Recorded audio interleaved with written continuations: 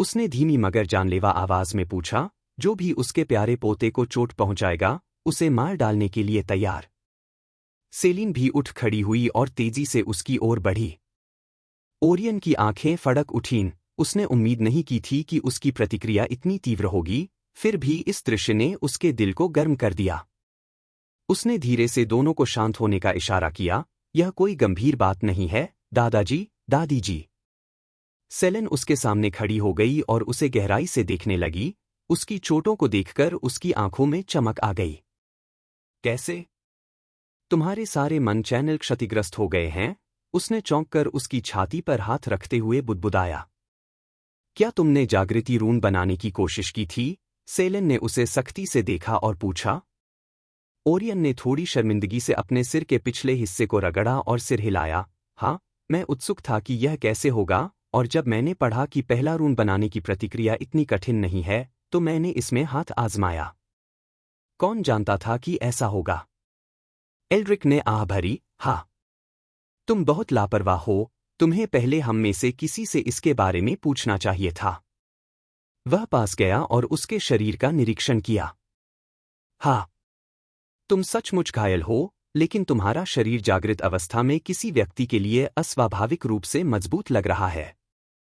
खैर, यह लो, उसने एक गाढ़े तरल से भरी बोतल निकाली। ओरायन की आंखें चमक उठीं जब उसने बोतल पर अपनी रहस्योद्घाटन की आंख की क्षमता का प्रयोग किया। डिंग!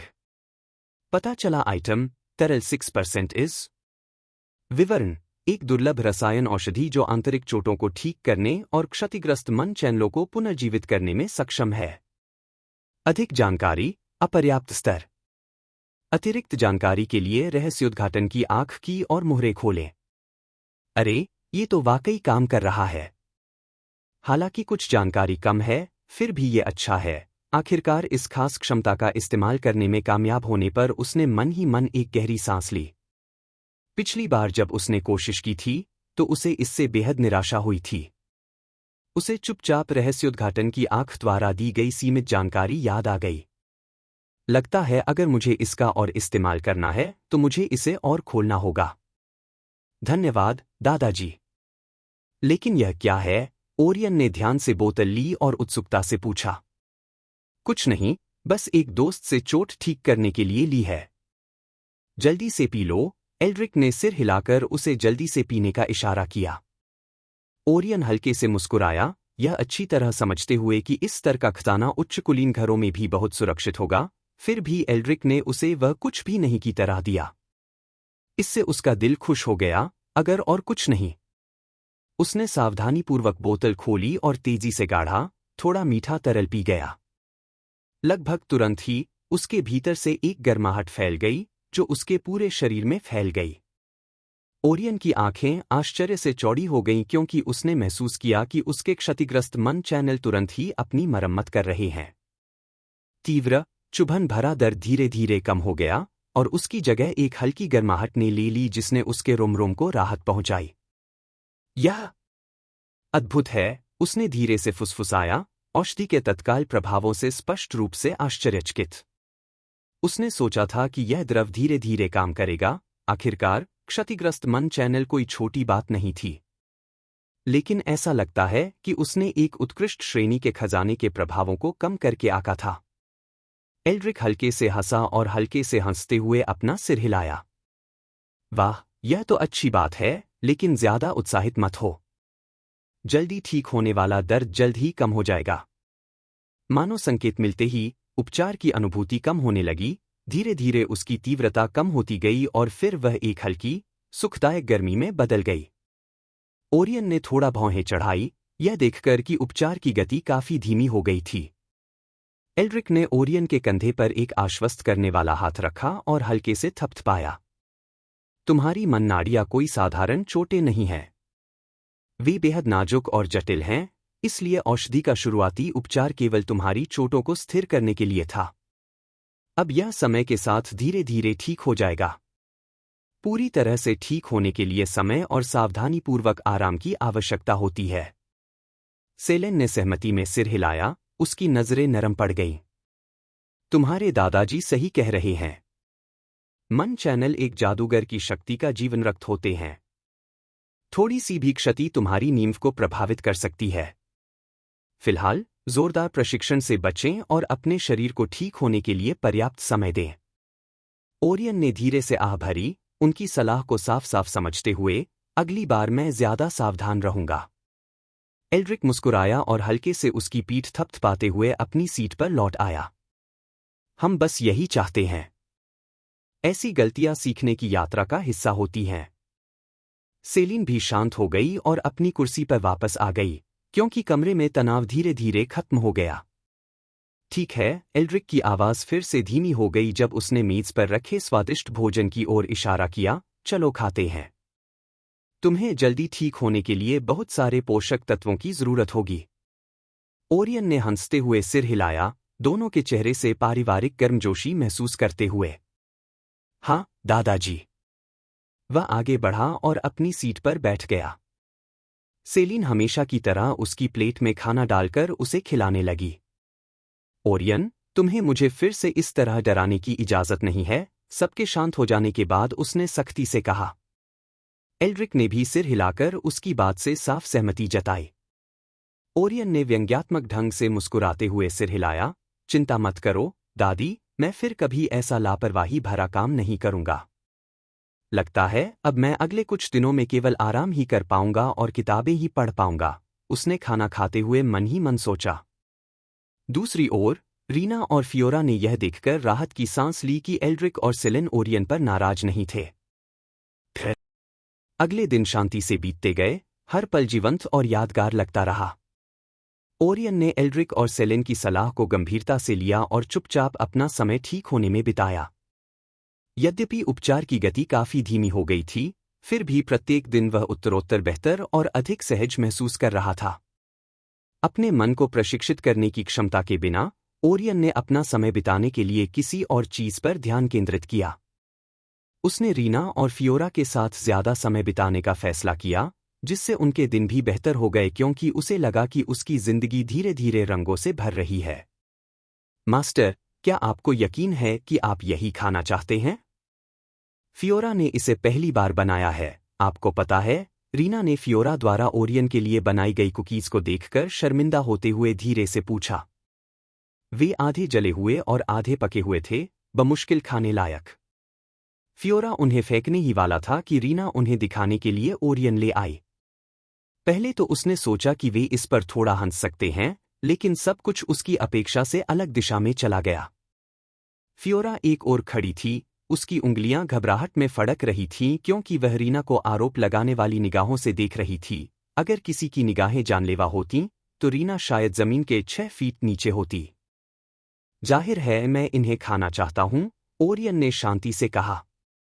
फियोरा ने इन्हें बनाने में इतनी मेहनत की है, मैं इसे कैसे बर्बाद होने दूं? लेकिन ये तो ठीक से बने भी नहीं हैं।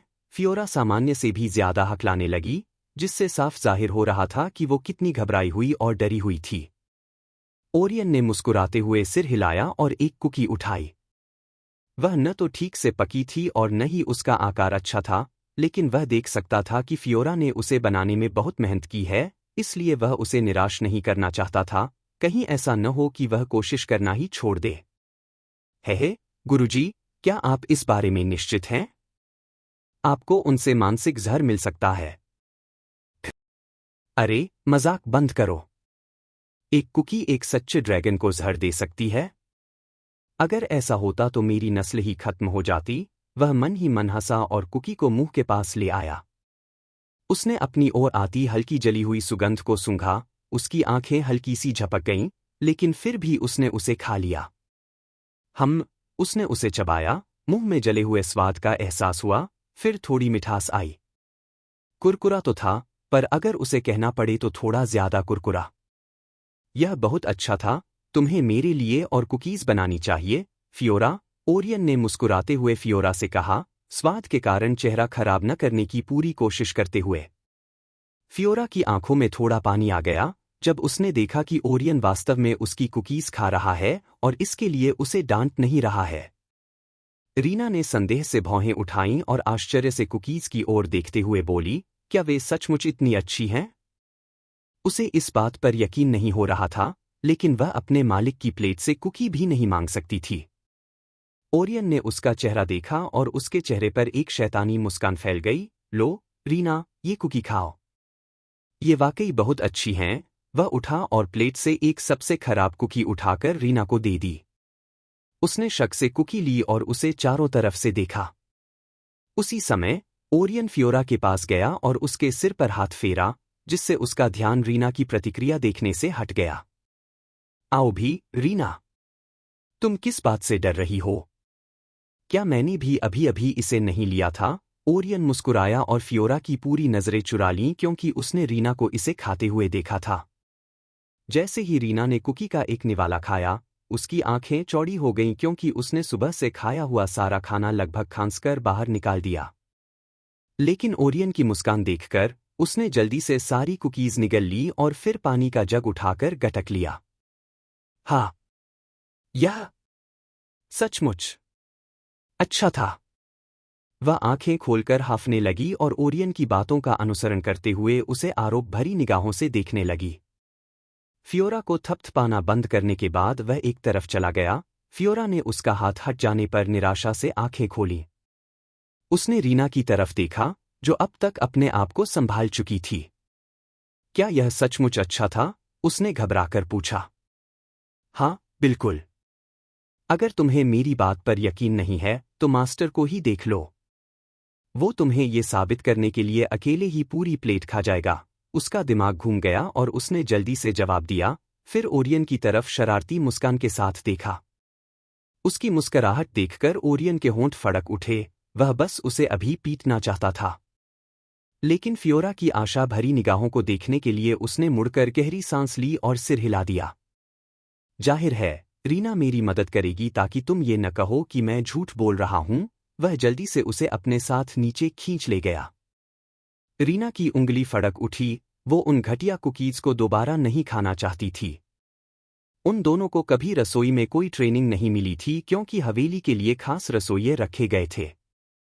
लेकिन कौन जानता है कि फियोरा को कुछ बनाने का मन कहाँ से आया। ओरियन ने रीना का हाथ पकड़ा और उसे अपने साथ बिस्तर पर बैठने के लिए मजबूर किया। इससे वह इतनी डर गई कि बिस्तर से उछल पड़ी और जल्दी से उसकी ओर झुकी। मैं मास्टर के साथ एक ही जगह बैठने की हिम्मत कैसे कर सकती हूँ? बस यहीं बैठो, तुम कब से इतनी सीधी हो गईं? उसने अपनी आंखों के कोने से उसकी ओर देखा और अपने सामने इशारा किया। रीना हिचकिचाई। हेलेना ने उसे छोटी उम्र से ही नौकरानी के तौर तरीके सिखा दिए थे, और उनमें से एक यह भी था कि उसे अपने मालिक मालकिन के बराबर नहीं बैठना चाहिए।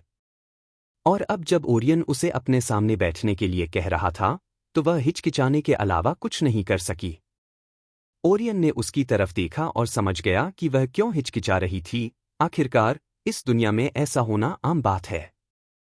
कौन सा रईस किसी मामूली नौकर को अपने बराबर बैठने देगा? लेकिन उसे इन सामाजिक मानदंडों की जरा भी परवाह नहीं थी। क्या हेलेना आंटी ने तुम्हें अपने मालिक की हर बात मानना नहीं सिखाया? उसने सख्ती से पूछा। रीना का शरीर कांप उठा।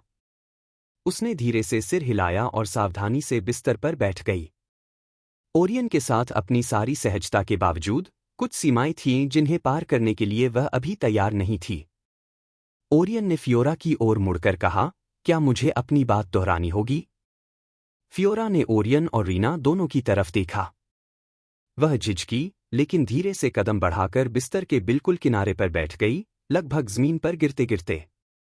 ओरियन के होंठ फड़फड़ाए। उसने उसकी बाह पकड़ी और उसे बिस्तर के बीचों बीच ले गया। फियोरा की आंखें चौड़ी हो गईं और वह लगभग बिस्तर से नीचे कूद पड़ी। वहां बैठो।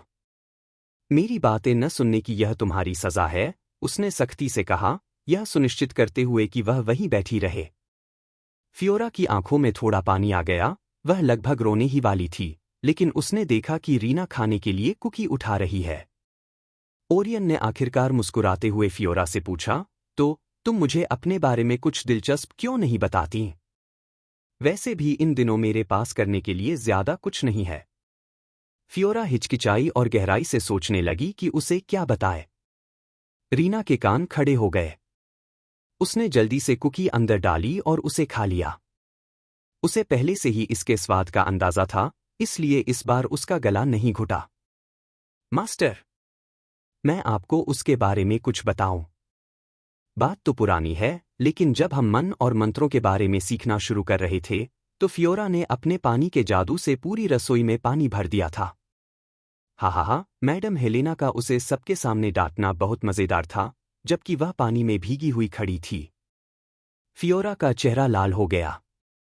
उसने तुरंत जवाब दिया, मैंने तो सिर्फ रसोई में पानी भर दिया था, लेकिन तुमने तो रात में चुपके से ट्रेनिंग के लिए निकलकर पूरा ट्रेनिंग एरिया ही जला दिया।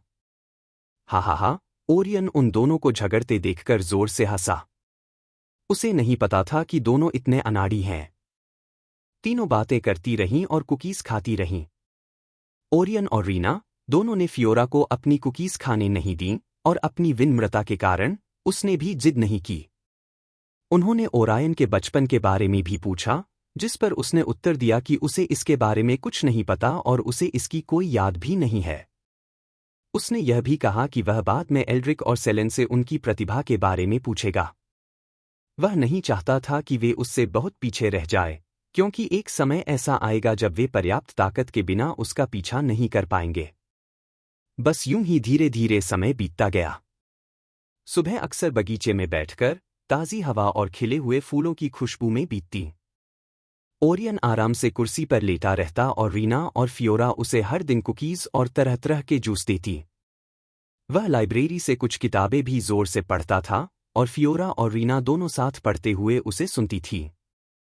उसे एहसास हुआ कि अकेले बैठकर पढ़ने की बजाय उनके साथ पढ़ना उसे कहीं ज्यादा पसंद था।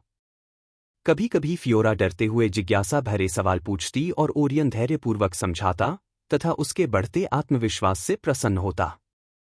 दोपहरें एस्टेट में आराम से टहलने में बीतती थी।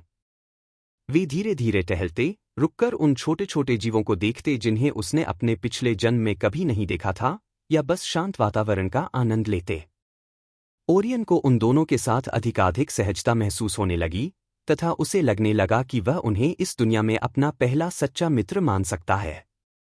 आखिरकार, पिछले जन्म में चैटकॉर्ड पर उसके वास्तविक जीवन से अधिक मित्र थे। दिन जल्दी ही हफ्ते में बदल गए, और ओरियन ने रीना और फियोरा दोनों के साथ हफ्ते के हर पल का आनंद लिया। वह सेलेन के पास भी गया और उससे पूछा कि वह क्यों असफल हुआ और अगली बार रून बनाते समय किन बातों का ध्यान रखना चाहिए। और हफ्ते के अंत तक ओरियन पूरी तरह से तरोताज़ा महसूस करने लगा। उस द्रव के प्रभाव से उसकी मन नाड़ियाँ एक हफ्ते के भीतर पूरी तरह से ठीक हो गईं। वरना उसे धीरे धीरे ठीक होने के लिए महीनों इंतजार करना पड़ता। जल्द ही प्रस्थान का समय आते ही शांतिपूर्ण दिन समाप्त हो गए। एल्ड्रिक और सेलेन ने पहले ही सब कुछ व्यवस्थित कर लिया था, और राजधानी की यात्रा की तैयारियां पूरी हो चुकी थी। एस्टेट के प्रवेश द्वार पर खड़े होकर ओरियन ने गहरी सांस ली। उसके अंदर एक हल्का सा उत्साह उमड़ता हुआ महसूस हुआ। उसके बगल में रीना और फियोरा खड़ी थीं, उनकी आंखें आगे की यात्रा की उत्सुकता से चमक रही थीं। तैयार हो? एल्ड्रिक ने ओरियन के कंधे पर अपना कोमल हाथ रखते हुए गर्मजोशी से पूछा। ओरियन ने आत्मविश्वास से सिर हिलाया, उसके होठों पर एक चमकदार मुस्कान उभर आई। हाँ, दादाजी। सेलीन ने ओरियन का हाथ धीरे से दबाया, उसकी आवाज कोमल थी। तुम्हें नए माहौल को लेकर घबराने की जरूरत नहीं है। हम तुम्हारे साथ चलेंगे। उसने उसकी उत्तेजना को घबराहट समझ लिया। ओरियन ने हंसते हुए अपना सिर हिलाया, वह इस बारे में विस्तार से कुछ नहीं कहना चाहता था। किनारे पर एडगर, हेलेना और लूकान प्रस्थान के लिए तैयार खड़े थे। बाकी नौकरानियां और बटलर कहाँ हैं? ओरियन ने उत्सुकता से इधर उधर देखते हुए पूछा। उसे सिर्फ एस्टेट के मुख्य लोग ही दिखाई दिए। एल्ड्रिक ने हंसते हुए धीरे से बताया, मैंने उन्हें पहले ही राजधानी की ओर भेज दिया है। कुछ उच्चस्तरीय गार्डों वाला एक कारवा जा रहा था, इसलिए मैंने उन सभी को वहां भेज दिया। उन्हें हमसे भी पहले पहुंच जाना चाहिए। कोई आश्चर्य नहीं कि मैंने पिछले कुछ दिनों से हवेली में नौकरानियों को नहीं देखा। ओरियन ने सिर हिलाया। क्या आप विशेष रूप से नौकरानियों की तलाश कर रहे थे, मास्टर? खांसी, क्या बकवास है? उसने उसकी बात अनसुनी कर दी और उस गाड़ी की ओर देखने लगा जो लूकन ने उनके लिए तैयार की थी। आओ, अब चलें, एल्ड्रिक ने कहा और ओरियन को उठने के लिए कहने से पहले सेलेन को गाड़ी पर चढ़ने का इशारा किया। उसने सिर हिलाया और रीना और फियोरा के उठने से पहले ही गाड़ी पर चढ़ गया। सेलीन और एडगर दूसरी गाड़ी में चढ़ गए। अंदर इतनी जगह थी कि 8 लोग आराम से बैठ सकते थे। अंदर जाकर ओरियन एक तरफ बैठ गया, रीना और फियोरा उसके दोनों तरफ बैठ गईं, जबकि एल्ड्रिक और सेलेन दूसरी तरफ बैठ गए। जैसे ही गाड़ियां चलने लगीं, सेलेन ने चालाकी से मुस्कुराते हुए उन तीनों की तरफ देखा। लगता है तुम तीनों इस दौरान बहुत करीब आ गए हो। क्या इसका कोई राज है? फियोरा का चेहरा लाल हो गया। रीना ने अपना सिर घुमाकर बाहर का नजारा देखा। ओरियन असहाय मुस्कान के साथ सेलेन को घूर रहा था। फियोरा की कुकीज ने हमारी काफी मदद की। ओह! उसने कुकीज बनाना सीख लिया। सेलीन ने भौहें उठाईं और फियोरा के हाथों की ओर देखा। पिछले कुछ दिनों में अलग अलग चीजें सीखने की कोशिश में उसके हाथों पर छाले और कट लग गए थे। एल्ड्रिक मुस्कुराया, युवाओं को अपना मजा लेने दो। ज्यादा दखलंदाजी करने की जरूरत नहीं है। हाँ, मैं तो उनसे ठीक से बात भी नहीं कर पाई और तुम मुझे बीच में ही टोक रहे हो। सेलीन ने उसकी ओर बड़ी बड़ी आंखों से देखा, मानो उसे यकीन ही नहीं हो रहा था कि उसने उसे उपदेश देना शुरू कर दिया है। एल्ड्रिक खांसते हुए बाहर की ओर देखने लगा तथा जो कुछ भी हो रहा था उसे अनदेखा करने का निर्णय लिया। ओरियन ने तुरंत विषय बदल दिया, दादाजी, अब हम कहाँ जा रहे हैं? एल्ड्रिक ने एक पल सोचा और जवाब दिया, ब्राइटगेट शहर पहुंचने से पहले हम कुछ शहरों और कस्बों से गुजरेंगे। यह अपने आप में एक दिलचस्प शहर है। यहाँ विभिन्न प्रजातियां व्यापार करने और अपना प्रभाव बढ़ाने के लिए आती हैं। हाँ, शांति संधि के कारण। लगता है सभी जातियां मिलकर फल फूल रही हैं। ओरियन ने सिर हिलाया। उसने जोराथल महाद्वीप की विभिन्न जातियों के बीच उनके साझा दुश्मन, दानव, के कारण हुई शांति संधि के बारे में पढ़ा था। तो, हमें वहां पहुंचने में कितना समय लगेगा? उसने उत्सुकता से पूछा। एल्ड्रिक ने उंगलियों से हिसाब लगाया, अगर हम कुछ ब्रेक लेते हुए सफर करें, तो लगभग 2 दिन में वहां पहुंच जाएंगे। चिंता मत करो, हम रात के लिए ब्राइटगेट सिटी में रुकेंगे। तुम बच्चे इधर उधर जाकर सामान ढूंढ सकते हो।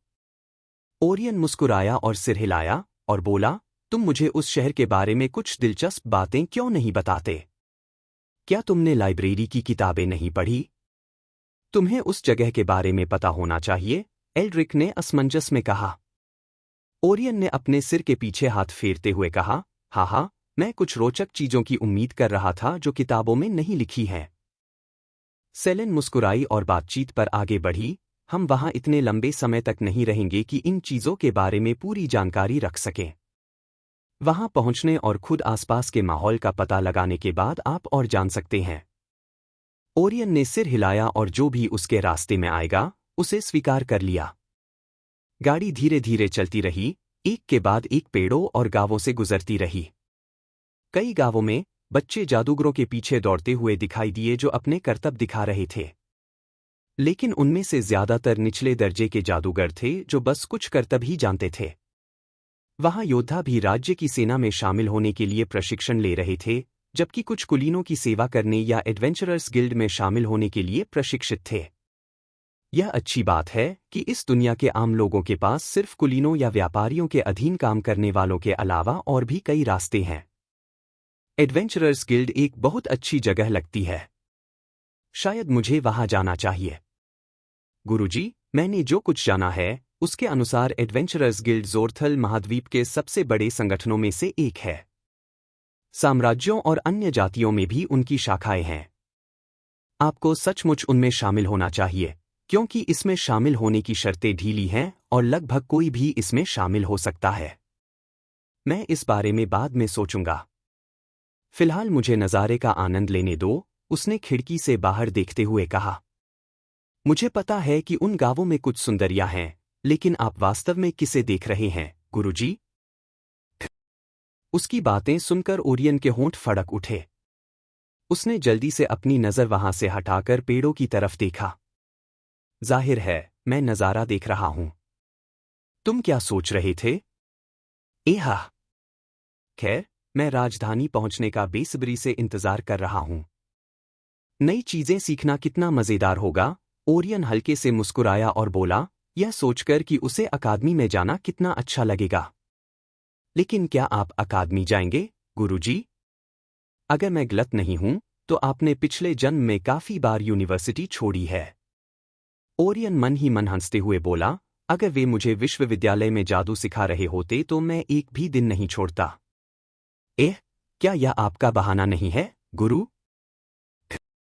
तुमने इतना बोलना कहाँ से सीखा? अंततः वह बर्दाश्त नहीं कर सका और पूछा। है, बेशक मैंने इसे अपने प्रिय गुरु से सीखा है। तुम्हारी हालत सुधारने लायक नहीं है। उसने धीरे से अपना सिर हिलाया और खिड़की से बाहर देखा, जहां कुछ गांव की औरतें कुएं से पानी खींच रही थीं। मास्टर, इन्हें इतना घूरना बंद करो, रीना और फियोरा शायद नोटिस करें। चेतावनी, चेतावनी, चेतावनी। अज्ञात ब्रह्मांडीय हस्तक्षेप का पता चला। मास्टर, कोई अज्ञात शक्ति सिस्टम को हाईजैक कर रही है। लिमिटलेस सिस्टम का जबरन अपग्रेड किया जा रहा है। मैं इसे रोक नहीं सकता। सिस्टम स्थिरता गिर रही है। कोर प्रोटोकॉल बदल रहे हैं। अपग्रेड तक अनुमानित समय 6 दिन। कृपया प्रक्रिया पूरी होने तक सुरक्षित रहें। मैं आपकी सुरक्षा की पूरी कोशिश करूंगा। मूल कारण का पता लगाने का काम जारी है। उत्पत्ति का संबंध फा के चिन्ह से है। ओरियन ने कुछ सेकंड तक संकेतों को देखा और फिर धीरे से अपना सिर पीछे घुमाकर खिड़की से बाहर देखने लगा। आखिरकार, मैं शांति से नज़ारे का आनंद ले सकता हूं। सिस्टम आपातकाल को नजरअंदाज किया गया। भावनात्मक क्षति +1। मास्टर, आप इसे अनदेखा करने वाले हैं? अरे यार, मुझे तो लगा कि तुम ऑफलाइन हो गए हो। वह अवाक होकर बोला। नू, मास्टर को मेरी परवाह नहीं है। चेतावनी, सिस्टम ऑफलाइन हो रहा है। हाँ, लगता है ये मेरे भाग्य का खेल है। क्या राजधानी की इस यात्रा के दौरान कुछ होने वाला है? या राजधानी पहुंचने के बाद? उसने खिड़की से बाहर देखते हुए सोचा। सेलिन ने उसकी ओर देखा, उलझन में सिर झुकाया, मानो उसने कुछ ऐसा महसूस किया हो जो समझ से परे हो। लेकिन उसे नजरअंदाज करने का फैसला करते हुए उसने आराम करने के लिए आंखें बंद कर लीं। फियोरा और रीना ने एक दूसरे को देखा और फिर उसकी निगाहों का अनुसरण किया। फियोरा ने जल्दी से अपनी नजरें दूसरी ओर घुमा लीं। वह नहीं चाहती थी कि उसे उसकी घूरती हुई नजर का पता चले। रीना को उसे चिढ़ाने की इच्छा हुई, लेकिन एल्ड्रिक और सेलेन की उपस्थिति में उसने भी अपनी आंखें बंद कर ली। ओरियन मन ही मन हंसा, वे मेरी नजरों से कैसे बच सकते हैं जब वे मेरे बगल में बैठे हैं? कुछ देर तक बाहर का अलग अलग दृश्य देखने के बाद उसने भी अपनी आंखें बंद कर लीं और आराम करने लगा। काफी देर बाद लुकान ने गाड़ी रोक दी क्योंकि आसमान में अंधेरा छाने लगा था, जबकि सूरज की लालिमा धरती पर छाने लगी थी। मालिक, हमें रात को यहीं आराम करना चाहिए। हम सुबह यात्रा जारी रख सकते हैं। एल्ड्रिक ने सहमति में सिर हिलाया और धीरे से अपनी सीट से उठे। अच्छा, चलो सब लोग नीचे उतरकर अपने पैर फैलाते हैं।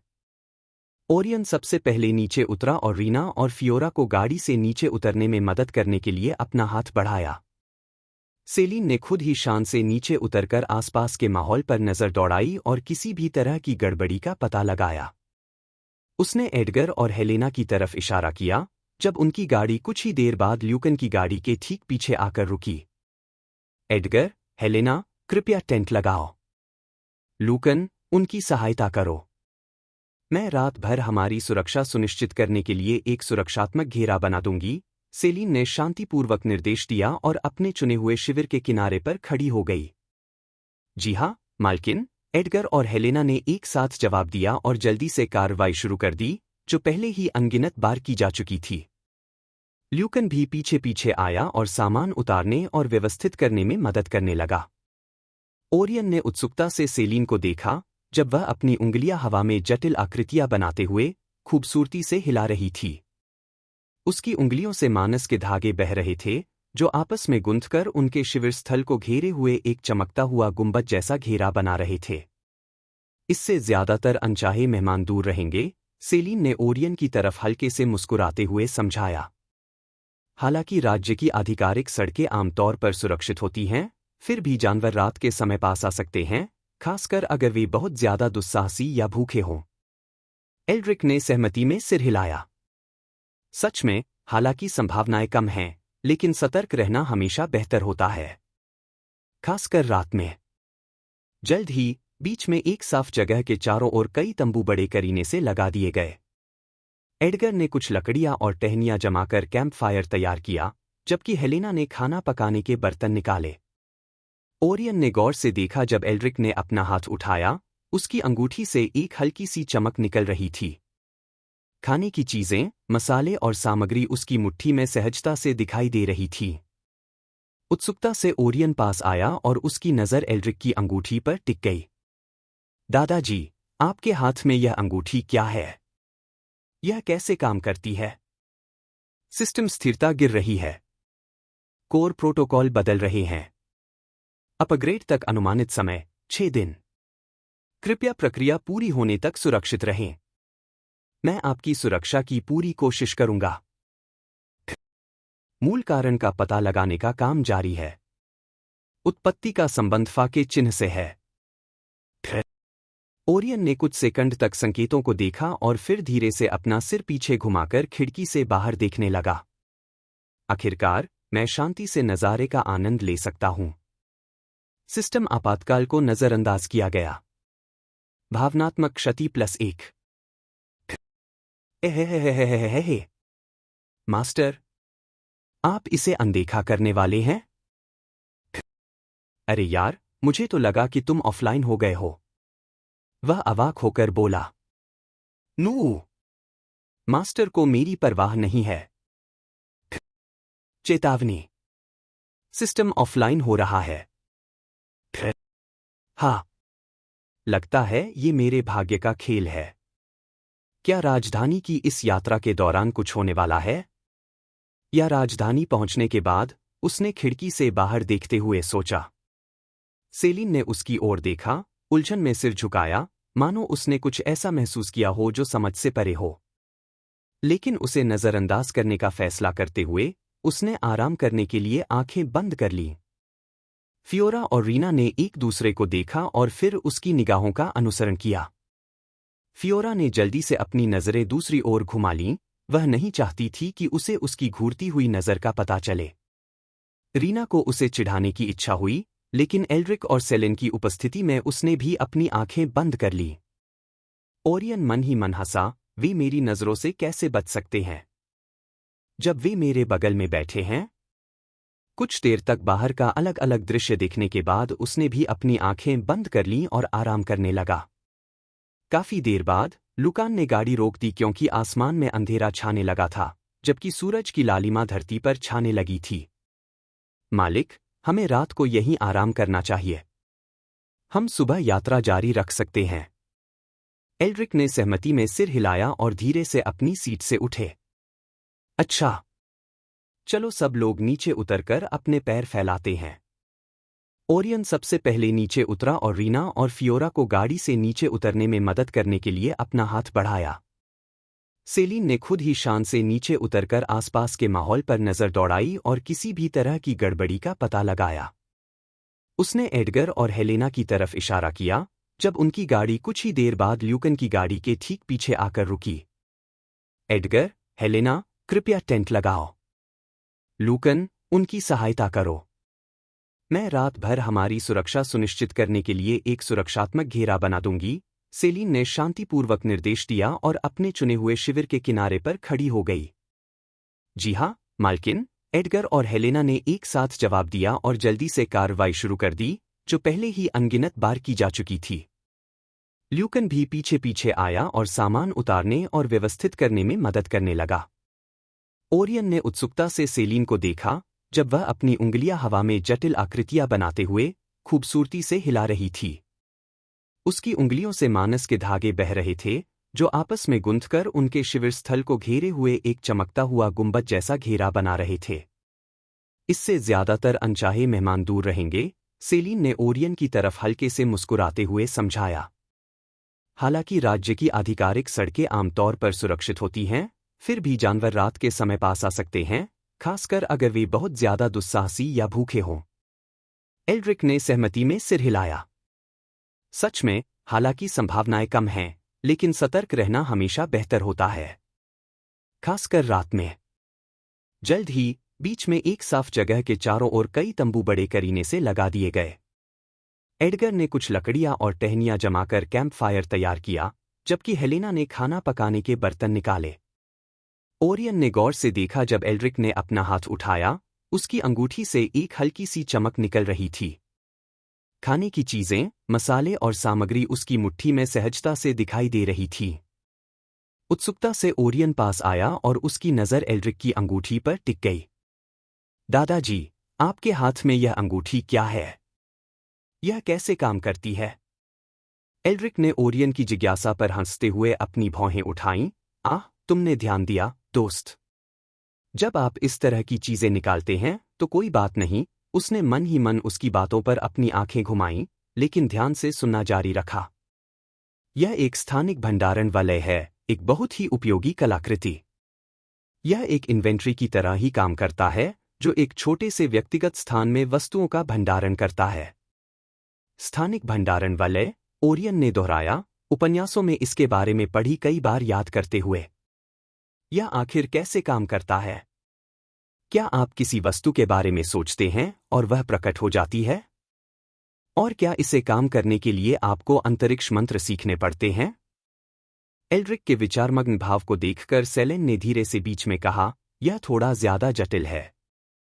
अंगूठी में एक छोटा सा स्थानिक पॉकेट है, जो एक स्थानिक पत्थर के ऊपर उन्नत रूनिक संरचनाओं द्वारा बनाया गया है। आप इसमें थोड़ा सा मैना डालते हैं और उस वस्तु पर ध्यान केंद्रित करते हैं जिसे आप प्राप्त करना या संग्रहीत करना चाहते हैं, और अंगूठी उसी के अनुसार प्रतिक्रिया करती है।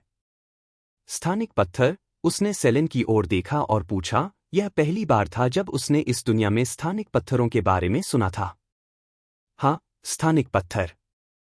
यह एक अत्यंत दुर्लभ पदार्थ है जो दरारों या विभिन्न तलों के द्वारों के आसपास पाया जा सकता है। यह काफी महंगा भी है, सेलेन ने धीरे से समझाया। एल्ड्रिक फिर से हंसा और ओरियन को अंगूठी से ताज़ा निकाला हुआ एक छोटा सेब और एक स्थानिक अंगूठी दी। लो, खुद कोशिश करो। बस थोड़ा सा मन लगाओ और मन ही मन किसी चीज को रखने या निकालने की कल्पना करो। सेलीन ने एल्ड्रिक के कंधे पर हल्के से हाथ मारा। यहां शेखी बघारने की जरूरत नहीं है। फिर ओरियन की ओर मुड़ी और प्यार से समझाया, राजधानी पहुंचने के 3 से 4 दिन बाद हम तुम्हें अकादमी भेज देंगे। आखिरकार, तुम्हें भी तो नई जगह की आदत डालने में थोड़ा समय लगेगा। ओरियन ने सिर हिलाया और फिर रीना और फियोरा की तरफ देखा। उसने सेलेन की तरफ मुड़कर पूछा, मैं अकादमी में रहूंगा या हवेली में? मैं अपने प्यारे पोते को अकादमी में अकेले कैसे रहने दूंगी? हाँ, तुम हमारे साथ हवेली में रहोगे, वह खिलखिलाकर हंसी। ओरियन ने राहत की सांस ली। वह रीना और फियोरा के बीच संबंध सुधारने के बाद उन्हें छोड़ने के लिए तैयार नहीं था। रीना ने उसकी तरफ देखा और धूर्तता से मुस्कुराई। जाहिर है, जब वह उसकी तरफ देख रहा था तो वह उसके छिपे हुए मतलब को समझ गई थी। जबकि फियोरा अपना खाना खत्म करने पर ध्यान केंद्रित कर रही थी। तभी एडगर उनकी ओर आया। मालिक, तंबू तैयार है। जैसा कि मालकिन सेलेन ने हमें सौंपा था, हमने 3 तंबू बना लिए हैं। ओरियन ने भौहें उठाईं, यह जानने में दिलचस्पी थी कि कौन कहाँ सोएगा। सेलीन शरारत से मुस्कुराई, वाह! अब तो खाना खत्म हो ही गया है, तो आराम करने चलते हैं। हमें जल्दी चलना होगा। जैसे ही बाकी लोग अपनी प्लेटें रख रहे थे, वह भी उठ खड़ी हुई। मैं हेलेना के साथ एक तंबू में सोऊंगी, जबकि एडगर और लुकान बूढ़े आदमी के साथ एक तंबू में सोएंगे। फिर वह ओरियन की ओर मुड़ी। जहां तक तुम्हारी बात है, ओरियन। ओरियन को अपनी आंखें झपकती हुई महसूस हुईं। वह पहले से ही अनुमान लगा सकता था कि उसकी प्यारी दादी उसके लिए क्या योजना बना रही थी। तुम फियोरा और रीना के साथ सोओगे क्योंकि तुम दोनों हाल ही में करीब आए हो। मैं उनके लिए एक अलग तंबू बनवाती, लेकिन बदकिस्मती से हमने सिर्फ 3 ही बनवाए। हमें वहां शहर में और तंबू नहीं मिले। उसने नाटकीय अंदाज में मुंह बनाया, मानो उसने तंबू ढूंढने के लिए पूरा शहर छान मारा हो। रीना और फियोरा दोनों बुरी तरह से शर्मा गईं, लेकिन उनमें से किसी ने भी कोई शिकायत नहीं की और बस झुककर अपने तंबू की ओर भाग गईं। हाँ, इसमें तो आपको बहुत मजा आ रहा है, दादी माँ, ओरियन ने सिर हिलाते हुए कहा। है, अगर मैं अपने बच्चे का ख्याल नहीं रखूंगी, तो और कौन रखेगा? उसने उसे आंख मारी और हेलेना के साथ तंबू में प्रवेश कर गई। एडगर ओरियन की ओर आया और उसके कान में धीरे से फुसफुसाया, ये तंबू ध्वनिरोधी हैं, युवा मास्टर ओरियन। ओह, भाग जाओ, ओरियन लगभग जोर से चिल्लाया और जल्दी से अपने तंबू में घुस गया। हा, एडगर की मुस्कान देखकर ल्यूकन जोर से हंसा। युवा मास्टर को मत छेड़ो, वरना बाद में वो तुमसे बदला ले सकता है। एडगर ने मुड़कर लुकान की ओर गर्व से देखा, मुझे शर्मिंदा होने की कोई जरूरत नहीं है। मैं अपने कर्तव्य के प्रति समर्पित एक अकेला इंसान हूं। एल्ड्रिक हंसा, खबरदार, हो सकता है वह राजधानी में तुम्हारे लिए कोई पत्नी ढूंढ ले। एडगर की मुस्कान फीकी पड़ गई, हालांकि वह जल्दी ही शांत हो गया। तो फिर मैं यंग मास्टर का जितना शुक्रिया अदा करूं कम है। खैर, यह बात की बात है। अभी तो हम सो जाते हैं। मिस्ट्रेस सेलेन के फॉर्मेशन की वजह से हमें जानवरों की चिंता करने की जरूरत नहीं है। तीनों आदमी थोड़ी देर बातें करते रहे और आखिरी तंबू में घुस गए। लगातार सफर करने की वजह से उन्हें पहले से ही इसी क्रम में सोने की आदत थी, इसलिए वे आराम से बैठ गए। ओरियन तंबू में दाखिल हुआ और अंदर खड़ी फियोरा और रीना को देखा, जो शर्मीले भाव से उसे देख रही थी। आखिरकार, साथ में इतना समय बिताने के बावजूद उन्होंने कभी एक ही कमरे में रात नहीं बिताई, तंबू में तो बिल्कुल नहीं। खांसी, ओरियन ने माहौल को शांत करने की कोशिश करते हुए खांसी। उसे भी समझ नहीं आ रहा था कि कैसे प्रतिक्रिया दे, क्योंकि यह उसके लिए पहली बार था। फिर भी उसने शांत होने की कोशिश की। चलो बैठकर बातें करते हैं। मुझे नहीं लगता कि अब हम में से किसी को भी काफी देर तक अच्छी नींद आएगी। रीना ने गहरी सांस ली और सिर हिलाया, जबकि फियोरा बार बार सिर हिला रही थी जब वे दोनों तंबू के एक तरफ बैठ गईं। ओरियन मुस्कुराया और उनके विपरीत छोर पर बैठ गया। तीनों कुछ देर तक चुपचाप बैठे रहे, जिससे सभी असहज हो गए। फिर ओरियन ने कुछ पूछने का फैसला किया। अच्छा, अगर तुम लोग चुप ही रहो, तो मैं एक सवाल पूछूं। तुम्हारा तत्वों से क्या लगाव है? फियोरा और रीना ने एक दूसरे को देखा, उसके बाद रीना ने जवाब दिया, मुझे जल से लगाव है, लेकिन मैं ज्यादातर स्पिरिट आर्ट्स का अभ्यास करती हूं। ओह, स्पिरिट आर्ट्स? क्या तुम प्रतिभाशाली नहीं हो? उसने धीरे से प्रशंसा की। है, रीना उसकी तारीफ सुनकर खुशी से खिलखिला उठी। लेकिन मैं तो अभी नौसिखिया हूं, मैंने अभी तक एक भी स्पिरिट बीस्ट नहीं बुलाया है। तुम बस अपना समय लो और धीरे धीरे सीखो। मुझे यकीन है कि एक बार जब तुम इसे सीख लोगी, तो तुम एक मजबूत जानवर को भी मात दे सकती हो। इस रास्ते पर चलने के लिए तुम्हारा चेतना सागर काफी मजबूत होना चाहिए, उसने शांति से उसे प्रोत्साहित करते हुए कहा। रीना ने बार बार सहमति में सिर हिलाया। हाँ, मुझे दूसरों की तुलना में चेतना का एक ज्यादा मजबूत और विशाल सागर मिला है। फियोरा के बारे में क्या? उसने उसका सिर घुमाया और पूछा। मुझे अग्नि से लगाव है और मैं इस स्पिरिट आर्ट्स का भी अभ्यास करती हूं, उसने अपना सिर नीचे किया और शर्माते हुए कहा। अरे, चलो, अब इतना शर्माने की जरूरत नहीं है। तुम तो स्पिरिट आर्ट्स में और भी ज्यादा प्रतिभाशाली हो। तुमने तो पहले ही एक अग्नि तत्वीय स्पिरिट बीस्ट के साथ अनुबंध कर लिया है। रीना ने उसे और खुलकर बोलने के लिए प्रोत्साहित किया। ओरियन ने आश्चर्य से भौहें चढ़ाई। तुमने तो पहले ही कॉन्ट्रैक्ट बना लिया है? मुझे दिखाते क्यों नहीं? उसने उत्सुकता से पूछा। फियोरा की उंगलियां आपस में टकराने लगीं और उसने घबराहट से ओरियन और फिर रीना की ओर देखा। खांस, गुरु। उसकी बुलाने की कला अब पूरी तरह से निखर गई है। कभी कभी वह अपने अनुबंधित जानवरों को बुलाने में नाकाम हो जाती है, इसलिए उसे डर है कि कहीं वह आपके सामने खुद को बेवकूफ न बना ले। रीना ने फियोरा की मुश्किल याद करते हुए जल्दी से समझाया। आह, तो बात ये थी, ओरियन ने धीरे से मुस्कुराते हुए उसे शांत होने का इशारा किया। चिंता मत करो, अगर तुम मुझे दिखाना चाहती हो, तो जितनी बार चाहो कोशिश कर सकती हो। रीना की आंखें चमक उठीं। अब तुम मास्टर को निराश तो नहीं करोगे ना? रीना, उस पर दबाव डालना बंद करो, ओरियन ने सख्ती से कहा। रीना ने अपनी जीभ बाहर निकाली, लेकिन चुप हो गई और चुपचाप फियोरा को घूरने लगी। फियोरा ने गहरी सांस ली। रीना ने जो कुछ भी कहा था वह उस पर असर कर गया था। वह ओरियन को निराश नहीं करना चाहती थी, इसलिए उसने अपनी पूरी ताकत झोंकने का फैसला किया। चुपचाप उसने फुसफुसाते हुए समन मंत्र का जाप किया। तंबू के अंदर हवा का एक झोंका आया, जो धीरे से ओरियन और रीना के कपड़े उड़ा रहा था। फियोरा के सामने अजीबोगरीब, जटिल रून बनने लगे। उसने अपनी आंखें खोलीं और अपने मन को सम्मन चक्र में प्रवाहित कर दिया। हालांकि उसकी नज़र ओरियन की ओर चली गई और एक पल के लिए उसकी एकाग्रता डगमगा गई, जिससे पूरा मंत्र ही नष्ट हो गया और वह तुरंत टूटकर नष्ट हो गया।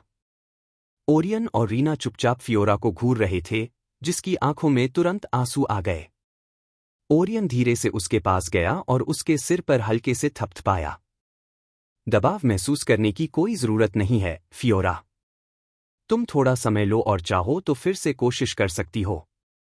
या अगर तुम्हें मन नहीं लग रहा है, तो किसी और दिन कोशिश कर सकती हो। फियोरा ने धीरे से सांस ली और अपनी मुट्ठी भींच ली। उसकी आंखें धीरे धीरे दृढ़ संकल्प से भर गईं। फियोरा के लिए इससे बेहतर प्रेरणा और क्या हो सकती है कि मास्टर व्यक्तिगत रूप से उसका उत्साहवर्धन करें, रीना ने मन ही मन सोचा, लेकिन वह अपने दिल में पनप रही ईर्ष्या को छिपा नहीं सकी। दूसरी ओर, ओरियन के वापस अपने घर लौट जाने के बाद फियोरा शांत हो गई। उसने अपनी पूरी हिम्मत जुटाई और इस बार सिर्फ समन सर्कल पर ध्यान केंद्रित किया। उसने पुनः मन को एकत्रित किया और उस अनुबंध को सक्रिय किया जो उसने चेतना सागर के अंदर बनाया था, तथा फिर उसे बाहर निकालकर हवा में घने, जटिल रन बनाए। बुलाने वाला घेरा घूमकर जमीन पर गिरने से पहले पलट गया। जैसे ही घेरे के ऊपर एक छोटी सी दरार दिखाई दी, तंबू का तापमान बढ़ गया।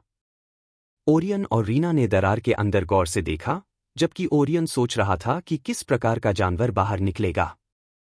धमाका! बुलाने वाले चक्र में आग की लपटें उठीं, जो तेजी से बुझ गईं और एक राजसी आकृति प्रकट हुई, जो आग की लपटों में लिपटी हुई थी और ऐसा लग रहा था कि वह सब कुछ का देवता है, एक बिल्ली। उसने फियोरा की गोद में कूदने से पहले ओरियन और रीना दोनों को नीचे देखा। वह वहीं लेटी रही और अपने हाथों से उसका चेहरा सहलाती रही। क्या इस कमीने ने मुझे नीची नज़र से देखा? ओरायन के होंठ फड़कने लगे जब उसने अपनी नज़रें बिल्ली जैसे जानवर पर केंद्रित की और अपनी ड्रैगन माइट को थोड़ा सक्रिय किया। बिल्ली उछल पड़ी और डरी हुई सी इधर उधर देखने लगी। उसे समझ नहीं आ रहा था कि उसे यह आदिम डर कहाँ से आ रहा है। मानो किसी महाशिकारी ने उसे निशाना बनाया हो।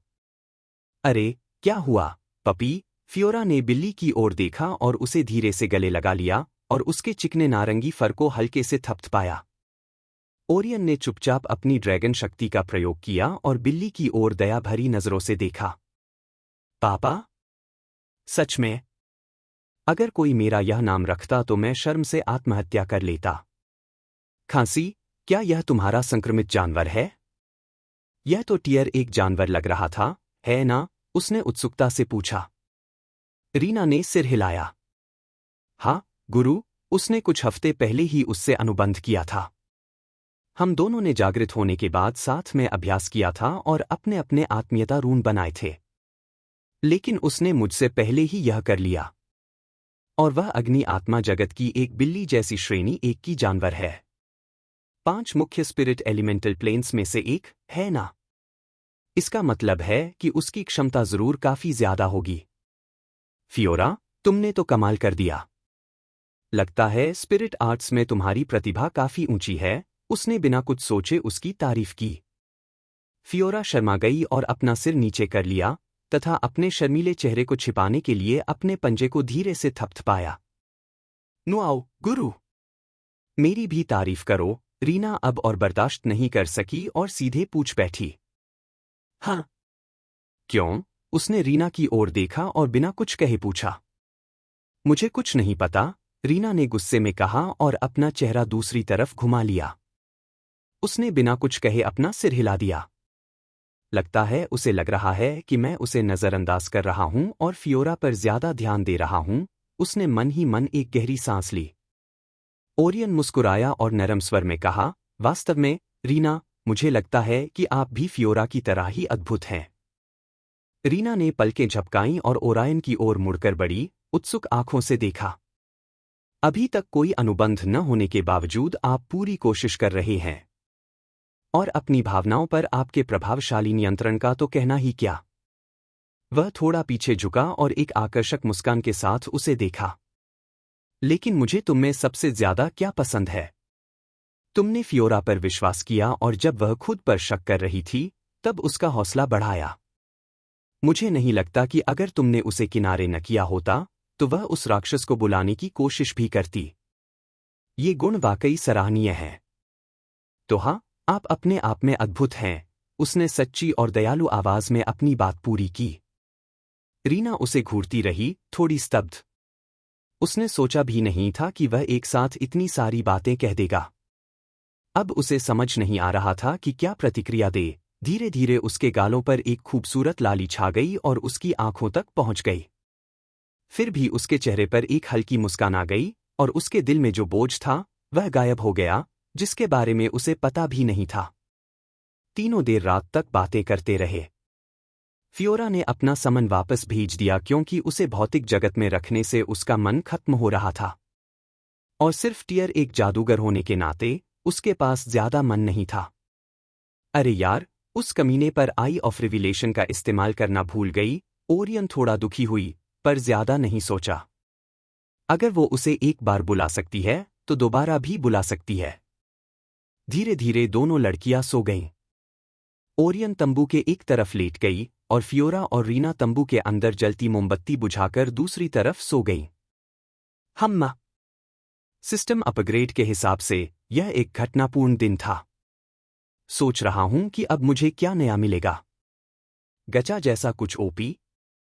धीरे धीरे उसका मन नींद में डूब गया और वह यह अनुमान लगाने की कोशिश करता रहा कि सिस्टम अपडेट से उसे क्या हासिल हो सकता है। हालांकि उसने अपनी चेतना के सागर की गहराई में उस अजीब सी झिलमिलाहट पर ध्यान नहीं दिया। अंधेरा।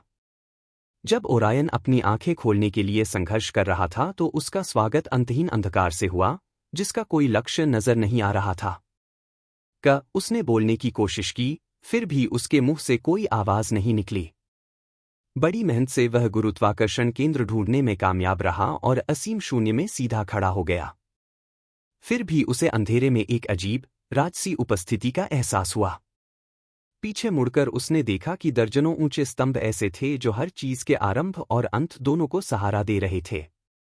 लेकिन उस एक नजर ने पूरे शून्य को अपमानित किया, क्योंकि यह गड़गड़ाहट थी जिससे उसे अपनी नजर वापस ऊंची मीनारों की ओर मोड़ने के लिए मजबूर होना पड़ा। वह एक कदम आगे बढ़ा और एक मीनार को छूने की कोशिश करने लगा, लेकिन वह मीनार सपनों और भ्रमों से बनी हुई लग रही थी। जैसे ही उसने उसे छुआ, वह गायब हो गई। उसकी आंखें एक खंभे को अपना बनाने की पागल सी इच्छा से भर गईं। वह दौड़ता रहा, एक के बाद एक खंभे को छूता रहा। हालांकि कोई भी खड़ा नहीं रहा क्योंकि वे सभी धूल में बदल गए। धीरे धीरे वह ऊंचे टावरों की चोटी की ओर चढ़ता गया और वहां उसकी नजर एक सिंहासन पर पड़ी जो अनगिनत रूनों से बना था और कुछ ऊंचा था जिसे वह अभी तक समझ नहीं पाया था। वह उसकी ओर बढ़ा, तथापि जैसे ही वह शुरू हुआ, वह फिर से उसके बीच से गुजर गया। लेकिन मानो अपने प्रयासों की निरर्थकता को न समझते हुए, वह एक खंभे से दूसरे खंभे की ओर बढ़ता रहा और हर खंभे तक पहुंचने में उसे कुछ सेकंड से लेकर अनगिनत साल तक लग गए। उसकी नजरें एकाग्र नहीं थीं, जिससे उसे साफ जाहिर हो रहा था कि उसे हो रही घटनाओं का पूरा एहसास नहीं है। और जल्द ही वह स्तंभ के दूसरे शिखर पर पहुंच गया, जहां उसने एक राजसी सिंहासन रखा हुआ देखा, और इसी तरह उसने सोचा कि वह इसके माध्यम से गुजर जाएगा, इसलिए वह सिर के बल अंदर भागा, लेकिन वह उससे जोर से टकराया। धमाका! उस स्थान पर एक भयानक विस्फोट हुआ, जिससे आसपास के सभी स्तंभ उड़ गए तथा केवल 2 स्तंभ ही बचे। अचानक कहीं से एक अजीब दबाव आया, जिसने ओरायन को अपनी जगह पर जमने पर मजबूर कर दिया। हे 2 सिंहासनों के उत्तराधिकारी, अभी आपके सिंहासन ग्रहण करने का समय नहीं आया है। धमाका! जैसे ही आवाज समाप्त हुई, वहां सब कुछ बिखर गया और ओरायन शून्य में खड़ा रह गया तथा उसे ऐसा महसूस हुआ जैसे उसका दम घुट रहा हो। ओरियन गहरी सांस लेते हुए नींद से जाग उठा। उसका पूरा शरीर ठंडे पसीने से लथपथ था। हा हा हा, उसका दिल तेजी से धड़क रहा था, खून के तेज बहाव से लगभग फटने ही वाला था। ये क्या बकवास है, वो लगभग जोर से चीख पड़ा। रीना और फियोरा नहीं जागे क्योंकि उसने ज्यादा शोर नहीं मचाया था। धीरे धीरे उसका दिल शांत हो गया। उसने गहरी सांस ली और अपना हाथ सीने पर रख लिया। एक सपना नहीं, यह सपना होने से कहीं ज्यादा वास्तविक था। उसे अब भी साफ साफ याद था कि कैसे किसी ने उसके दिल पर दबाव डालकर उसे भुला दिया था। लूमी, लूमी, उसने लूमी को पुकारा। वही एकमात्र व्यक्ति था जो इस स्थिति को समझ सकता था। फिर भी कोई जवाब नहीं आया। वह जमीन पर बिछे मुलायम गद्दे पर गिर पड़ा और गहरी सांसें लेते हुए बोला, उसका स्तर ऊपर हो रहा है। हाँ, सिंहासन। दोनों सिंहासनों का उत्तराधिकारी। क्या वह आवाज मेरी मानव और ड्रैगन विरासत के बारे में बात कर रही थी? पूरी तरह शांत होने के बाद उसने स्थिति को समझने की कोशिश की। क्या ये सम्राट की धरोहरें किसी और चीज का प्रतीक हैं? वह सपने के बारे में सोचता और सिद्धांत बनाता रहा, जब तक कि उसके विचार एक बिंदु पर आकर रुक नहीं गए। क्या मुझे यह सपना असीम प्रणाली के अपडेट की वजह से आया है? उसने मन ही मन सोचा और अपने अनुमान पर उसे और भी यकीन होता गया। सिस्टम आज अपडेट होना शुरू हुआ और उसी दिन मुझे ये सपना आया। हाँ, मुझे लूमी से बाद में इसके बारे में पूछना चाहिए। आखिरकार उसने तय किया कि ये सब उसे कहीं नहीं ले जाएगा। पलटकर उसने फिर से सोने की कोशिश की। ओरियन के तंबू के अंदर चहचहाहट की आवाजें आ रही थीं, जिससे वह थोड़ा हिल गया और उसने धीरे से अपनी आंखें खोलीं। उसके बगल में रीना और फियोरा भी जागने लगीं। ओरियन ने उठते हुए अपने शरीर के ऊपरी हिस्से को फैलाया। रीना और फियोरा की ओर देखा। जब वे अनाड़ीपन से उठीं, काफी अस्तव्यस्त दिख रही थीं। आप दोनों को सुप्रभात, उसने धीरे से कहा। सुप्रभात, मास्टर ओरियन, X2। दोनों ने आलस्य से उसका स्वागत किया। स्पष्टतः वे अभी भी नींद में थे। क्या तुम दोनों को कल रात पर्याप्त आराम नहीं मिला? उसने पूछा। अम्मी, मुझे बाहर सोने की आदत नहीं है। रीना ने अपनी बाहें सिर के ऊपर उठाते हुए अपनी पतली कमर को उजागर किया, जिससे ओरियन की नजर उस पर पड़ गई। मैं काफी समय से बाहर नहीं सोई हूं, फियोरा ने डरते डरते कहा और किसी भी अप्रत्याशित जानवर के हमले के लिए तंबू की दीवार की ओर देखने लगी। ओरियन ने थके हुए स्वर में कहा, चलो बाहर चलें, वरना दादी हमें चैन से जीने नहीं देंगी। उसकी बात सुनकर दोनों खिलखिला उठे और रीना बोली, ही, मास्टर आप आगे चलिए, हम अंदर की सफाई करके आते हैं। ओरियन ने सिर हिलाया। बहुत अच्छा, यह कहकर वह बाहर चला गया और फियोरा और रीना को तंबू साफ करते हुए छोड़ दिया। सुप्रभात, प्रिय, सेलेन ने कैंप फायर के पास बैठकर उसे धीरे से अभिवादन किया। हा, यार, कल रात मजा आया। एल्ड्रिक ने पीछे मुड़कर देखा और हंसते हुए पूछा। साउंड प्रूफिंग दोनों तरफ काम करती है, इसलिए फियोरा और रीना उसकी बेशर्म बातें नहीं सुन पाएंगी। ओरियन के होंठ फड़क उठे। उसने एल्ड्रिक को जवाब देने की जहमत नहीं उठाई और धीरे से सबका अभिवादन किया। गुड मॉर्निंग, दादी, दादाजी। Good morning, uncle Edgar, uncle Lucan और आंटी हेलेना। नमस्कार युवा गुरु, क्या आज की रात आपके लिए घटनापूर्ण रही? एडगर ने अपनी छोटी दाढ़ी पर हाथ फेरते हुए मुस्कुराते हुए पूछा। सुप्रभात, युवा मास्टर, हेलेना खड़ी हुई और उनकी ओर झुकी। लुकान खड़ा हुआ और अपने पुराने दोस्त पर टिप्पणी करने से पहले झुक गया। सुप्रभात, गुरुजी, मुझे उम्मीद है कि आप बूढ़े एडगर को किसी चट्टान से नीचे नहीं फेंकेंगे।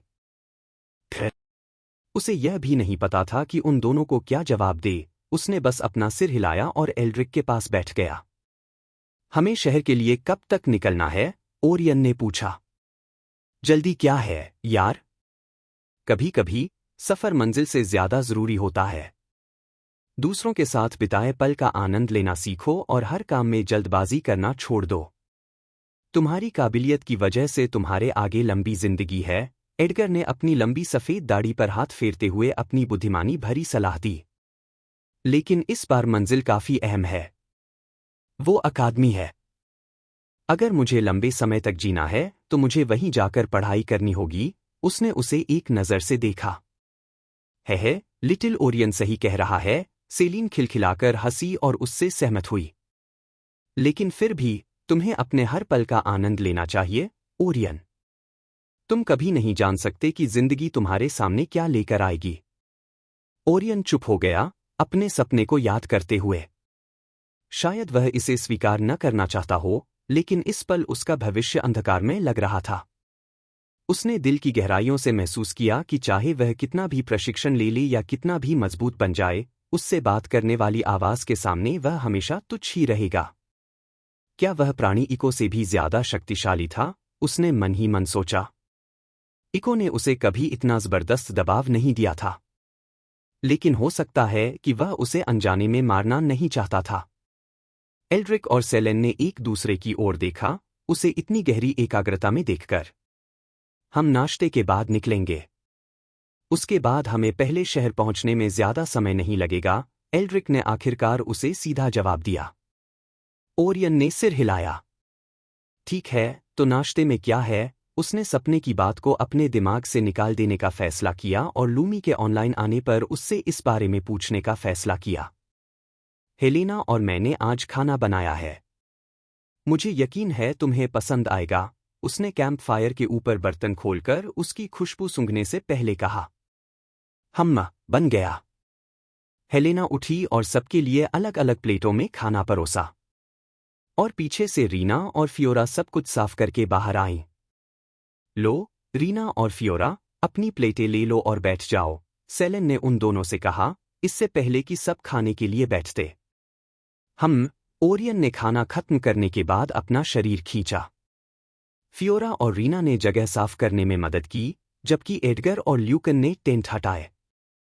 अब समय आ गया है कि हम बाहर निकलें, है ना? एल्ड्रिक ने साफ सुथरी जगह की ओर देखते हुए कहा। ओरियन लुकान और एडगर के सफाई कौशल से प्रभावित हुआ। अगर मैं उन्हें बेहतर तरीके से नहीं जानता होता, तो मुझे लगता कि वे किसी सफाई पंथ के आर्कबिशप हैं। उन्होंने सचमुच इस जगह को साफ कर दिया है। उसकी व्यंग्यात्मक प्रशंसा सुनकर ल्यूकन और एडगर के होंठ फड़क उठे। हाँ, यंग मास्टर वाकई प्रतिभा पहचान लेते हैं।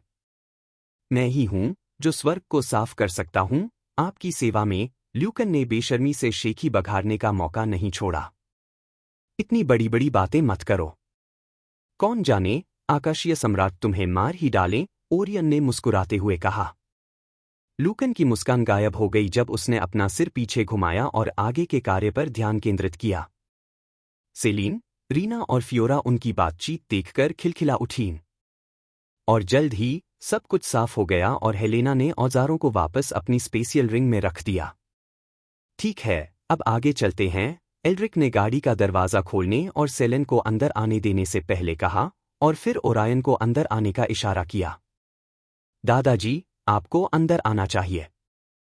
मैं कोई बच्चा तो नहीं हूं, वह सीधा खड़ा हुआ और ईमानदारी से बोला। मुझे याद नहीं कि यह नेक लड़का तब था जब हम पहली बार शहर से निकले थे, एल्ड्रिक ने उलझन में पूछा। ज्यादा मत सोचिए, दादाजी। जल्दी चलिए, नाश्ते के बाद हमें पहले ही देर हो चुकी है, उसने जल्दी से आग्रह किया।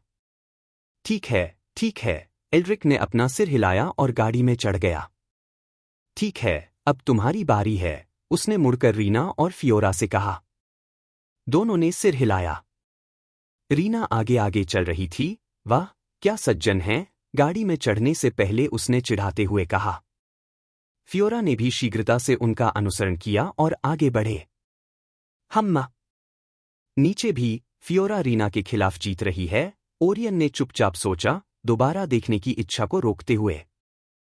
ओरियन के होंठ फड़क उठे। मुझे नहीं पता था कि तुम इतने बड़े आदमी हो। क्या शहर में घुसते ही आतिशबाजी देखने को मिलेगी?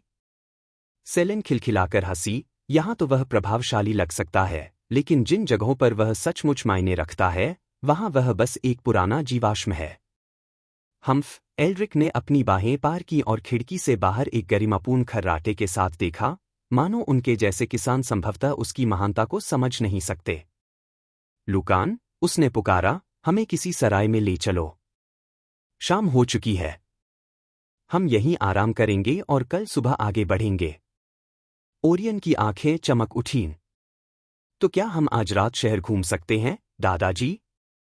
एल्ड्रिक ने सिर हिलाया, हाँ, लेकिन तुम एडगर के साथ जाओगे।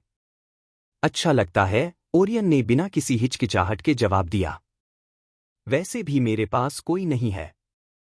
हेलेना को भी ले जाओ, सेलीन ने कहा। वह एडगर से बेहतर बाजार जानती है। मैं एडगर को कुछ मैना क्रिस्टल दूंगी, हालांकि यहां ज्यादातर तांबे, चांदी और सोने के सिक्के ही इस्तेमाल होते हैं। उसे मैना क्रिस्टल बदलने होंगे। मन क्रिस्टल की रूपांतरण दर क्या है, उन्होंने सोचा। जल्द ही लुकान ने एक सराय के सामने गाड़ी रोक दी। ठीक है, एल्ड्रिक खड़ा हुआ और दूसरों को इशारा करते हुए बोला, नीचे उतरने का समय हो गया है। ओरियन और अन्य लोग भी उसके पीछे पीछे गाड़ी से उतर गए। जब सब उतर गए तो सेलीन ने हल्के से ताली बजाई। ठीक है। एडगर, हेलेना, तुम दोनों ओरियन, रीना और फियोरा के साथ जाओगे। ध्यान रखना कि वे कोई परेशानी न खड़ी करें या किसी में फंसे नहीं।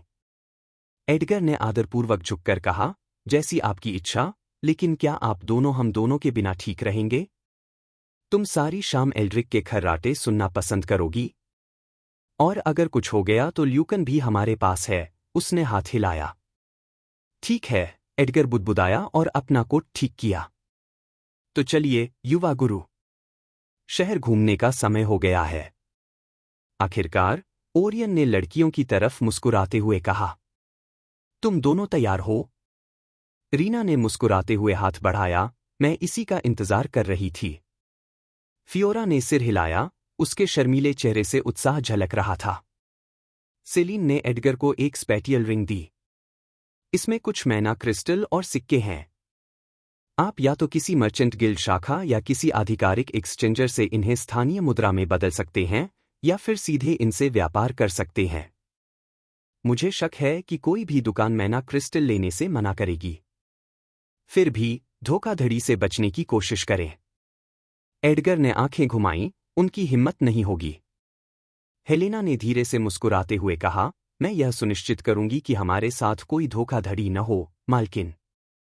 इसके साथ ही एल्ड्रिक और सेलन सराय में प्रवेश कर गए और अंदर गायब हो गए, जबकि अन्य लोग मुड़ गए और ब्राइटगेट की मुख्य सड़क पर चले गए। शाम को भी शहर में चहल पहल थी। सड़कें पॉलिश किए हुए पत्थरों से बनी थीं, जिन पर डूबते सूरज की सुनहरी चमक झलक रही थी। व्यापारी अलग अलग रंग-बिरंगी दुकानों से अपने सौदे बता रहे थे। हर दुकान के सामने चमकती लालटेनें जगमगा रही थीं और हवा में मसालों, भुने हुए मांस और ताज़े फलों की मिश्रित सुगंध फैली हुई थी। व्यापार और सोने के शहर, ब्राइटगेट में आपका स्वागत है, एडगर ने बनावटी गर्व के साथ हाथ हिलाते हुए कहा।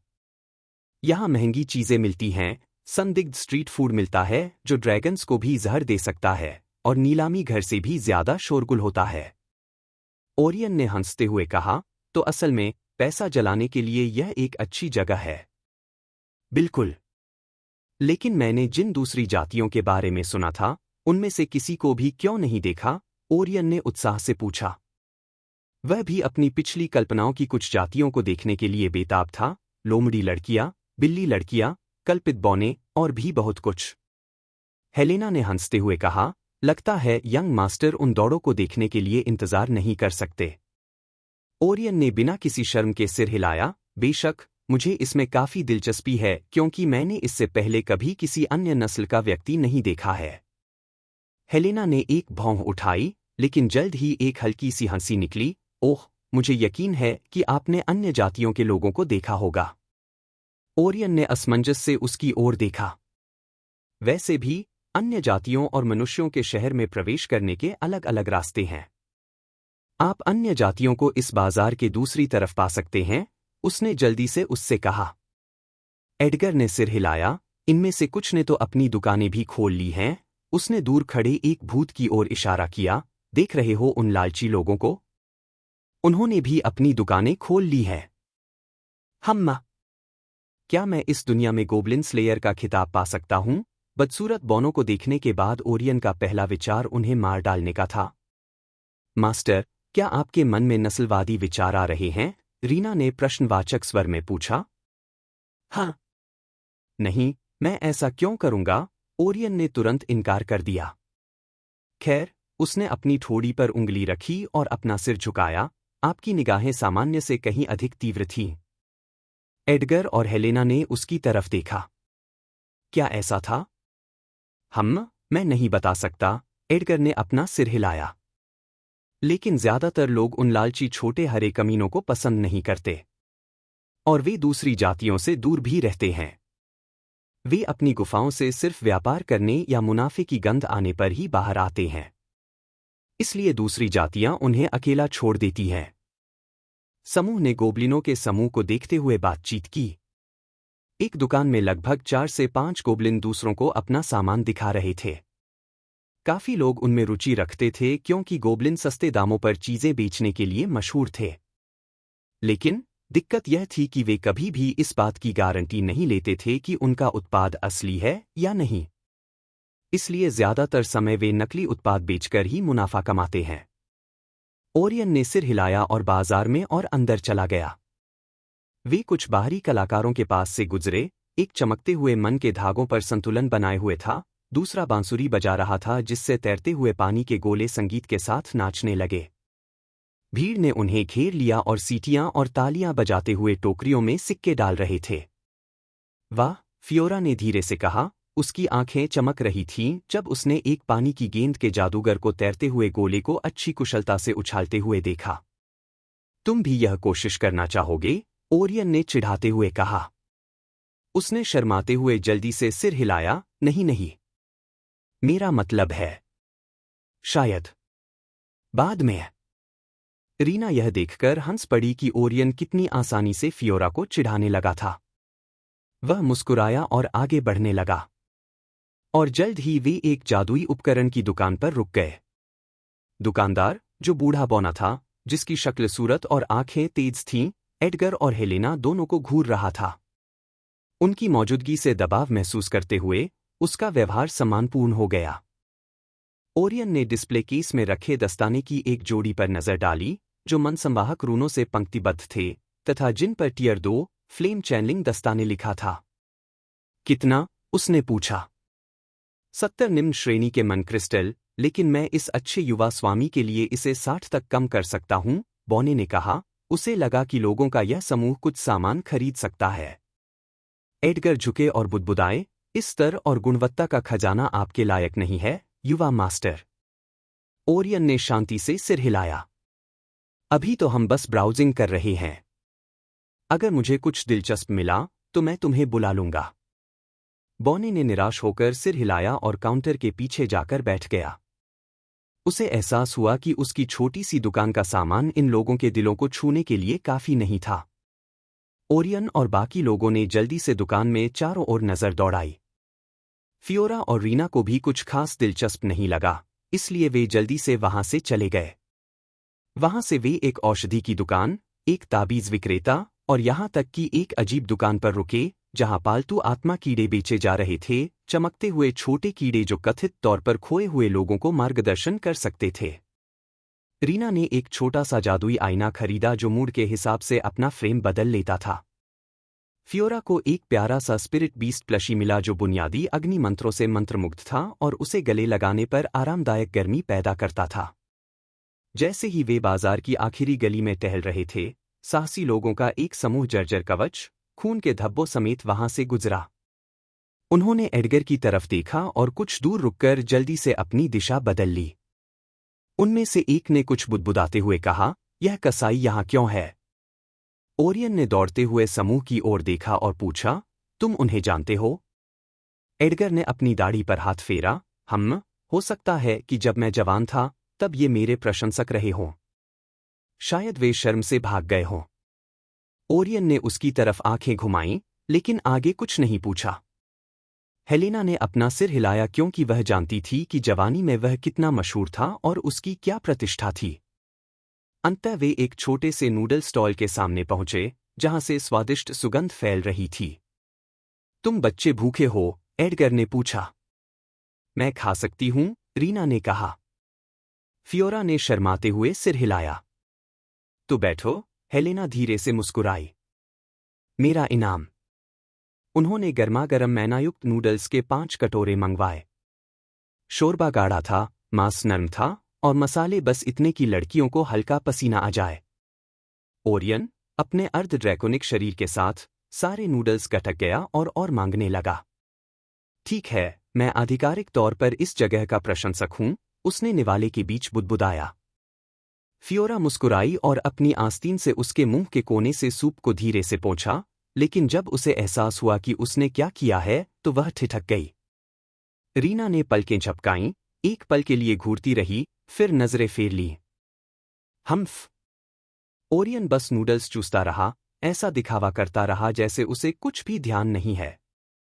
जब तक वे काम खत्म करके वापस लौटने लगे, तारे निकल आए थे और शहर में एक शांत आकर्षण छा गया था। आसमान में जादुई लालटेनें तैर रही थीं, जो धीरे धीरे इमारतों के ऊपर जुगनुओं की तरह तैरकर अंधेरे को रोशन कर रही थीं। यह बहुत अच्छा था, ओरियन ने धीरे से कहा। एडगर ने अपने हाथ पीछे करके कहा, जब हम अकादमी पहुंचेंगे तो तुम्हें इस आजादी की कमी खलेगी। मुझे पता है, उसने तैरती रोशनियों की ओर देखते हुए जवाब दिया। इसीलिए मैं हर पल का आनंद ले रहा हूं। हेलेना ने सिर हिलाया, युवा मास्टर को डराना बंद करो, हम उसे राज्य की सेना में भर्ती नहीं कर रहे हैं। समूह सराय की ओर वापस जाते हुए हंसने लगा। जल्द ही वे सराय पहुंच गए। अंदर जाकर उन्होंने देखा कि एल्ड्रिक और सेलेन एक मेज पर बैठे बातें कर रहे थे। एल्ड्रिक ने उन्हें आते देखा और मुस्कुराया, बहुत देर कर दी। क्या तुम्हें मजा आ गया? बिल्कुल, ओरियन मुस्कुराया और उसके सामने आ गया। यह शहर वाकई कुछ खास है, लेकिन अफसोस है कि मुझे वो नहीं मिला जिसकी मुझे तलाश थी, उसने दया से सिर हिलाया। एल्ड्रिक ने भौहें चढ़ाई, ओह! तुम्हें यह यहां नहीं मिला? यह क्या है? सेलेन भी उसकी ओर मुड़ी और यही सोच रही थी। रीना ने अपना चेहरा दूसरी तरफ घुमा लिया, शायद एल्व्स या फॉक्स गर्ल्स। एल्ड्रिक ने जैसे ही यह सुना, जोर से हंस पड़ा। हा, तो बस यही था? एल्व्स स्वभाव से एकांत प्रिय होते हैं। और आपको फॉक्स पीपल आसानी से नहीं मिलेंगे क्योंकि उनमें से हर एक भ्रम और जादू में माहिर होता है। आप शायद कुछ लोगों से मिले होंगे, लेकिन उन्हें पहचान नहीं पाए होंगे। ओरियन ने फिर भी अपना सिर हिलाया, मुझे नहीं लगता कि इस शहर में कोई फॉक्स लोग हैं। अगर वे मेरी ड्रैगन प्रवृत्ति से बच सकें तो यह हास्यास्पद होगा। हालांकि यह वर्तमान में दबा हुआ हो सकता है, लेकिन लोमड़ी जाति को ढूंढना मुश्किल नहीं होना चाहिए। एल्ड्रिक ने अपनी दाढ़ी सहलाते हुए कहा, तो हो सकता है कि लोमड़ी जाति के लोग किसी काम से अपने जाति क्षेत्र में वापस चले गए हों। वे काफी गुप्त रहते हैं और दूसरी जातियों से ज्यादा घुलते मिलते भी नहीं हैं। कौन जाने, ओरियन ने आह भरी और बैठ गया, जबकि बाकी लोग भी आखिरकार बैठ गए। रीना और फियोरा अभी भी ओरियन के दोनों ओर बैठी थीं। सेलेन उन तीनों की ओर देखकर खिलखिला उठी, जबकि एल्ड्रिक और अन्य लोगों ने उनकी ओर ध्यान नहीं दिया और केवल अपना भोजन ऑर्डर किया। ओरियन को इस स्थिति पर जरा भी आपत्ति नहीं हुई और उसने अपने अवकाश के दिन का आनंद लिया। जल्द ही उन्होंने बातचीत करते हुए खाना खत्म किया और अपने अपने कमरों की ओर चल पड़े। ओरियन सीधा बिस्तर पर गिर पड़ा, उसे मुलायम गद्दे का स्पर्श अपने गालों पर महसूस हुआ। हाँ, आज का दिन बहुत रोमांचक था, आंखें बंद करने से पहले उसने बुदबुदाया। नए दिन की शुरुआत होते ही पर्दों से छनकर आती धूप ने ओरियन की आंखें खोल दी। अम्मा! वह धीरे से उठा और बिस्तर पर सीधा बैठ गया। गुड मॉर्निंग, लू। वह बीच वाक्य में ही रुक गया, उसे याद आया कि वह अभी भी अपडेट ले रही थी। सिर हिलाते हुए उसने सोचा, उसकी अनुपस्थिति की आदत डालना बहुत मुश्किल है। बिना समय बर्बाद किए वह तरोताजा होने और नहाने के लिए आगे बढ़ गया। गुड मॉर्निंग, लड़के, एल्ड्रिक ने ओरायन को सीढ़ियों से उतरते देख धीरे से कहा। बाकी लोगों ने एक एक करके उसका अभिवादन किया। ओरियन ने सिर हिलाया और मुस्कुराया, सभी को सुप्रभात। वह नीचे आया और बाकियों के पास बैठ गया। पिछली रात की बातें करते हुए उन्होंने नाश्ते का ऑर्डर दिया। भोजन की प्रतीक्षा करते हुए ओरियन ने पूछा, दादाजी, इस बार हम कौन से शहर जा रहे हैं? आपने कहा था कि हम 2 शहरों का दौरा करेंगे, है ना? एडगर ने अपनी दाढ़ी पर हाथ फेरा और सिर हिलाया। ये बूढ़े लोग अपनी दाढ़ी सहलाते हैं, क्या बकवास है? क्या ये लोग एक बार भी ऐसा किए बिना बात नहीं कर सकते? ओरियन मन ही मन बुदबुदाया। आप कहाँ रहते हैं, यह जानना बहुत जरूरी है, एडगर ने धीरे से कहा। चूंकि आपने इस राज्य का उजला पक्ष पहले ही देख लिया है, इसलिए अब आप इसका अंधकारमय पक्ष भी देखेंगे। हम नुरुथल की ओर यात्रा करेंगे। ओरियन ने भौहें चढ़ाई। नुरुथल शहर बर्बाद? क्या यह वही जगह नहीं है जो राक्षसों के साथ हुए युद्ध में तबाह हो गई थी? एल्ड्रिक ने गंभीरता से सिर हिलाया। हाँ। कभी एक समृद्ध किला शहर अब मलबे और भुता खंडहर में तब्दील हो गया है। वर्षों पहले राक्षसों के दूसरे आक्रमण के दौरान यह इस राज्य के प्रमुख अग्रिम पंक्ति के शहरों में से एक था। हेलेना ने धीरे से कहा, उसके स्वर में पश्चाताप भरा था। अभी भी इसे भूतिया कहा जाता है। आत्माओं के अवशेष मौजूद हैं और भ्रष्ट जानवर बाहरी इलाकों में घूमते हैं। लेकिन इसके खंडहरों में इतिहास है। और हमारा संघर्ष भी। तो क्या हम वहां इसलिए जा रहे हैं ताकि मैं अनुभव हासिल कर सकूं? ओरियन ने एल्ड्रिक की ओर देखते हुए पूछा। लगता तो यह कोई पर्यटन स्थल नहीं है। एल्ड्रिक ने जूस का एक घूंट लिया और फिर जवाब दिया, हाँ, यह तुम्हारे लिए फायदेमंद होगा अगर तुम अकादमी में प्रवेश करने से पहले खुद उनकी शक्ति को महसूस कर सको। आखिरकार हमारे सबसे बड़े दुश्मन तो ये शैतान हैं। ओरियन ने अपने सामने रखे पानी के प्याले की ओर देखा। वीपर कौन है? एल्ड्रिक की निगाहें सख्त हो गईं। बत्तख दानव राजाओं में से एक। और वही जो इस महाद्वीप पर कब्जा करने के लिए हमसे लड़ रही है। अब तक उसकी सारी कोशिशें नाकाम रही हैं, लेकिन हर बार जब वो वापस आती है तो उसकी सेना और भी मजबूत हो जाती है। हमें नहीं पता कि हम सब मिलकर उसका मुकाबला कर पाएंगे या नहीं। ओरियन ने गहरी सांस ली। क्या सच्चे ड्रैगन कभी युद्ध में शामिल हुए थे? एल्ड्रिक ने हंसते हुए अपना सिर हिलाया। ये ऊंचे और शक्तिशाली लोग हम जैसे बेचारे इंसानों की परवाह कैसे कर सकते हैं? यह तो अच्छा ही है कि वे यहां अक्सर परेशानियां खड़ी करने नहीं आते। उसने गहरी सांस ली और मुट्ठी भींच ली। लगता है मुझे इनसे काम करवाना होगा। बाद में। खैर, अब बहुत हो गया। चलो खाना खाकर चलते हैं। अगर हम जल्दी करें तो कल सुबह तक वहां पहुंच जाएंगे, एल्ड्रिक ने पास आते खाने की ओर देखते हुए कहा। ओरियन ने गहरी सांस ली और बेकार के विचारों को दूर फेंक दिया। फिलहाल उसकी प्राथमिकता अकादमी पहुंचकर अपना एफिनिटी रून बनाना था।